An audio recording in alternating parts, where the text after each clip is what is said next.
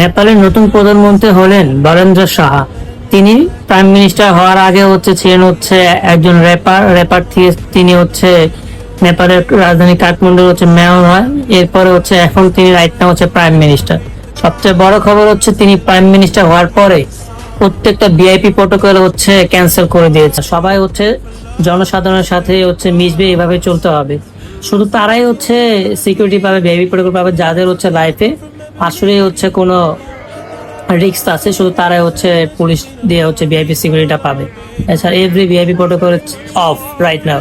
এছাড়া তিনি prime minister হওয়ার পরে তিনি নিজেও তো ভিআইপি প্রটোকল নিচ্ছেই না, বরং তিনি জনসাধারণের সাথে মিশে যাচ্ছে, জনসাধারণের সাথে বেরোচ্ছে, ক্যারাম খেলছে, তাদের সাথে ঘুরতেছে, কথা বলতেছে। মানে রাইট নাও নেপাল ইজ র ড্রিম, যা মানুষ স্বপ্নে দেখে একটা দেশের প্রাইম মিনিস্টার যা করবে। বর্তমানে নেপালের প্রাইম মিনিস্টার তিনি তাই করতেছে।